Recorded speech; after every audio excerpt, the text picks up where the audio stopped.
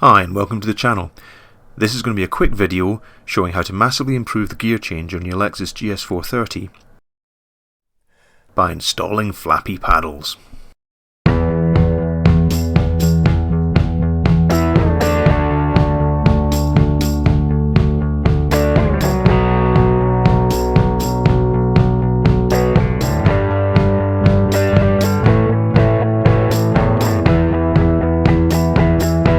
As I said, I've decided to try and improve the gearbox on this GS430, and the only real thing I can do is to make it a little bit more easy to shift manually, because that at least gives some control over the gearbox and what ratio it's in.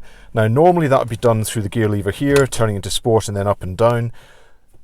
I've tried that a few times driving it that way and it doesn't really work. It's not fully comfortable to do. It takes too long. The gearbox then takes time to change. And I just found it a little bit of a faff, to be honest.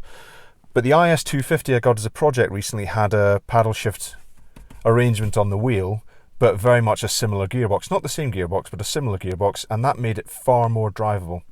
So I thought, I wonder if the IS250 paddle shift steering wheel would fit on my existing stock. And there's only one way to find out. And the first thing I need to do is get the two little panels off at the back here that go around the cruise switch on this side, and then let's get a picture of it, a blank panel on that side, and that'll give you access to two T30 Torx bolts, which you can see one there. Loosen them up, I've obviously done them already. And having undone those two T30s, you're then able to take the airbag out. But before you do that, disconnect the negative terminal on your battery, because you don't want that airbag going off in your face while you're removing it. Not a good idea.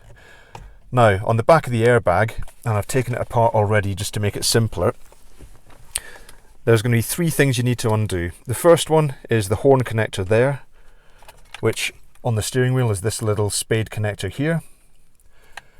You're also going to want to disconnect the airbag itself. Now you can see these two connectors, they're color coded and they're common across both the GS and the IS airbag. You can see the orange and the black there. There's a little yellow tab on the back. Pull that up to unlock it and then they just pull out. Nice and simple, really easy. The next thing you want to do is disconnect the steering wheel controls from the multi-plug in the clock spring. Don't remove the airbag one, just leave those loose. So with all of those removed, the only thing you've got to do after that is remove the central 19mm nut. And as you can see there, I've marked up where the top of the steering wheel was versus the top of the nut and so on. And that just means you can put everything back together in the right orientation, otherwise you're going to spend an age trying to reorient your car. But after that, to get the steering wheel off, it's just a nice simple pull, feed the airbag through and off it comes. So now we're left with the stub of the steering column here, and if I now offer up the IS250 wheel, so using one hand is a bit difficult, but I've fed the airbag connectors through and you probably can't quite see it, but I've made a mark on the top of the IS wheel as well, and I'm lining it up with the mark on the steering column. And I'd say that's lined up, and as you can see, the IS wheel slides on absolutely fine. Now before I forget anything else, I'm going to stick that 19mm nut on and just hand tighten it. I'll tighten that up properly later. And that's just to keep things in place and everything aligned. And we'll torque that later. So now you'll see my steering wheel controls, the main connector there, which also includes a connector from the cruise control down here. You can see there's an existing plug connector for the GS there. That plugs straight in, no modification necessary. And likewise, the control for the cruise control also, I'll tuck it under, plugs in exactly the same way. Now the battery's disconnected just now, but this is me doing it again, having done it once already, you can probably tell. And I can reassure you that all of these steering wheel controls work perfectly. And interestingly, no matter what variation of controls you use, the car basically picks it up no matter what you put in there, because I've tried several different cruise switches, several different controls, and they all work fine, which is quite handy, and it makes it very interchangeable. So now, all I need to do is reconnect the horn, reconnect the airbag with the IS, which is back here. The IS airbag, which as you can see is the same orange and black connectors. Unfortunately, it's not quite the same shape as the GS. There is some differences, and likewise the steering wheel controls are different shapes depending on the wheels. So the one thing I would say is, if you, like me, in your GS have got adaptive radar cruise control, there's normally a little selector there to select the distance that you want the automatic cruise control to work at. You do lose that functionality because there's no easy way to bring that back, and I've just accepted that I'm going to be sat at kind of the most extreme range setting on the adaptive cruise control, which I think is a small price to pay. But just be aware, if you've got that functionality, you'll lose it. And anything else, however, is replicated on the existing buttons on the steering wheel, and therefore you're fine. So what I'm going to do now is take all this off again, because what I need to show you is how to wire these paddles in. So I've got the wheel off again, and what I need to do now is make sure that the controls that do the up and down shift there, or the wires rather, are able to interface with the connection there for the paddle shifts. Now, there's some videos on the internet that show how to basically wire in at this end of the clock spring, but the way I chose to do it was slightly different, and it meant that I could preserve all that original functionality, all the original wires and everything else, and it means that I can switch between the two steering wheels as I need. So the first thing I need to do is take off this binnacle just to get at the wiring underneath as it comes out the clock spring, and then at the same time I need to remove this center console just to gain access to the feed wires from the gearbox lever there. So I'm going to take that all off and get back to you when that's been done. So the first thing I've done is unscrewed the gear knob, and I've used the shift lock release lever to get it pulled back into about the mid position. Next, there's a little trim piece that goes in under there that you need to just pry out, and that'll give the access to get the panel out. After that, it's just a case of lift up gently, and the center console will pop out of these clips here, and then with a bit of finagling, which I might need to again put the camera down. Nope, there we go. As you can see, we've got the center console out.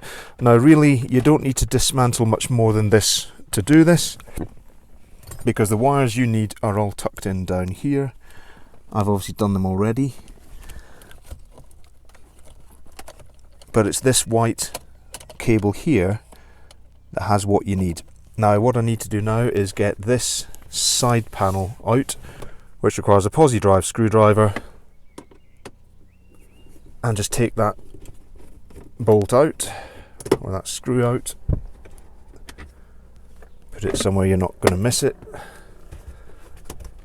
and then this panel should just pull, and out it comes. So now you'll be able to access this wire here, and if you pull this out the way, we can see where it goes down, and there is normally a little feed. There we go. I'll come back to you in a second. Right, so I've now exposed that connector, and obviously you can see I've already hacked into it, but basically what you're looking for is, you can see there a red and a blue wire, fairly distinctive. There's not really any other colours that could be mistaken for, and basically the red wire there is your downshift, and the blue wire is your upshift. And all I've done is I've soldered two lines into those, so I've still left the functionality on the actual selector, but all I've done is just tap into those two feed lines and taken my own red and blue Get out of the way, ruddy thing. My own red and blue wires, and then fed them around in behind the bulkhead, and then they come up into here, which I'm now going to take off and show you what I've done there. So now I've got that cover off, and in addition to the 2 bolts you can see there, there's also another one just down under here as well. But as soon as you've got those undone, this all drops away, and you can see here this black connector coming out of where the clock spring is, and basically you want to line up the 2 wires here that the paddle shifters are going to attach, they're going to tee to. On the GS, one of those is an unused wire anyway. The other one is the set your distance for the radar cruise control, hence I'd have lost that anyway, but never mind. So where those come out to is these 2 wires here. There's a green wire, and then there's a white wire with a black stripe. Now your green wire is your down shift, and your white with the black stripe is your up shift. And as you can see there, I've got them connected in using spade connectors, or bullet connectors actually, into the 2 wires that I soldered into the lines down here, red and blue, and then I've just cable tied them and used as much of that run as possible to keep them out of the way, brought them in and used bullet connectors to join them in. Now the reason I've used bullet connectors and not just soldered them, which would have been a lot neater and tighter, is because if you look here, I've left the original connections for those green and white with the black stripe wires and put corresponding bullet connectors on there, so that way if I ever want to reverse this, all I need to do is unplug the green and the black and white wire from there, leave the red and the blue there dangling, plug them back into their original, and everything's all back the way it was. And I could even resolder them if I wanted, and therefore all full functionality is still restored. So nothing here is irreversible, everything can be undone, which was quite important to me. However, as said, those wires are in, those wires are tucked out the way, and what we should now have is, anytime I flip the paddles up here, it's going to transfer down the corresponding wire here and activate the signal wire coming off the existing up and down functionality within the gear lever. Nice and simple. I hoped. Took a lot of fiddling to get it right. What you're seeing is the end result of a lot of trial and effort, or trial and error rather. But let's put it all back together and see if it works. And just like that, everything's back together, nice and simple. There's literally like 1 bolt there and 3 there, and you're all done. Everything else just clips in. So now what I need to do is install the IS steering wheel. So I've got that here, and with a bit of fiddling, just feed the 2 airbag connectors through. And the other thing is, make sure you don't overturn that clock spring because you don't want to break it, so keep that at the top where it's meant to be. This is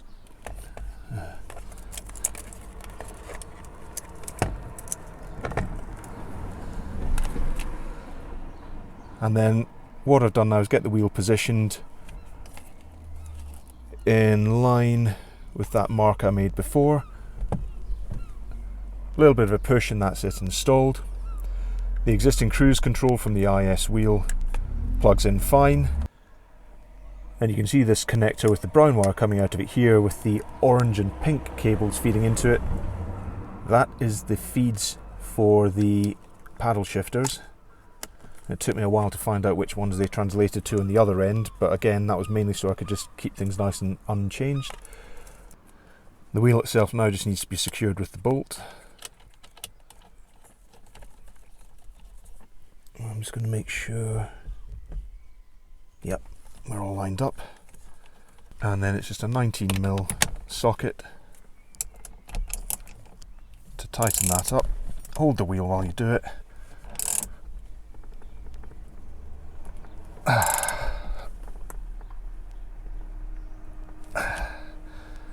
Okay, and again I put a mark on the bolt to show where it's to be torqued to, so all those white marks are now lined up. Everything's torqued. And now to get the airbag back on, it's simply a case of marrying orange to orange, black to black, and on that little spade connector at the base, sticking that connector for the horn on. So I'll get that done because I need both hands. Back in a minute. And the airbag now back in place. And it's also handy when you're connecting the horn, you've got the battery disconnected because it means it doesn't go off. And now it's just a case of tightening those two T30s and replacing the trim caps. Like so. And now, with everything all working, it's time to reconnect the battery and see if we've got paddle shifters. As you can see, the steering wheel is now installed, airbags back in, everything's back together, the centre console's all back in, old steering wheel's ready to be stuck in the boot. And the key question now is, does this work? Well, there's only one way to find out. Let's start the engine. And now if I put the car in drive and then sport, you can see we've got the normal indicator there showing what gear it's in. And if I use the down paddle all the way down to 1, and the up paddle all the way up to 6. So while we've still got it'll use any gear from 1 to 6, 1 to 5, 1 to 4, 3, 2 and so on, the addition of these flappy paddles does actually make a massive difference when you're driving it, and I think has made a real improvement to the drivability of the car. So if you found this one useful, please hit the like, comment down below and consider subscribing, and have a good day.